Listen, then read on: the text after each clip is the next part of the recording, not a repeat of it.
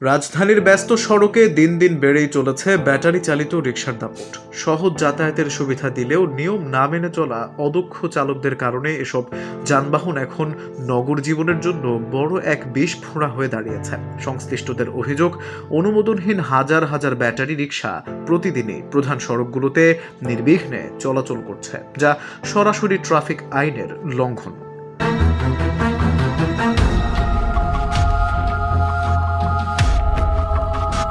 শহরের গুরুত্বপূর্ণ সড়কগুলোতেও এসব রিকশা দাপটের সাথে চলাচল করছে, ফলে সৃষ্টি হচ্ছে তীব্র যানজট, বিঘ্নিত হচ্ছে স্বাভাবিক যান চলাচল।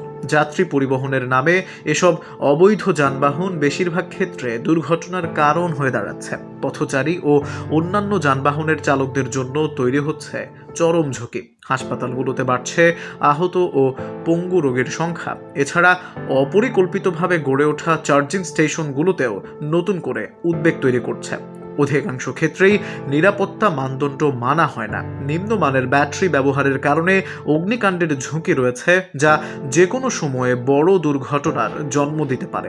একই সঙ্গে অতিরিক্ত বিদ্যুৎ ব্যবহারের ফলে জাতীয় গ্রিডের ওপরও বাড়ছে চাপ।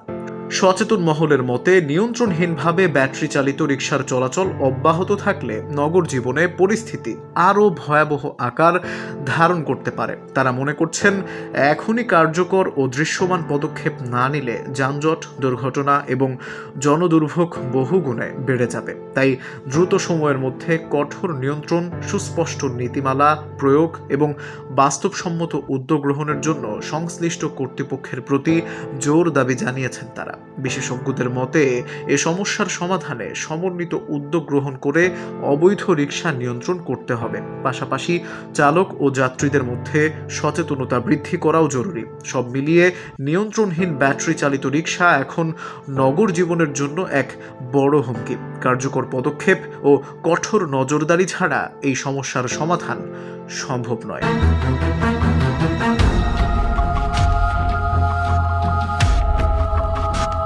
অনলাইন ডেস্ক, বার্তা বিচিত্রা।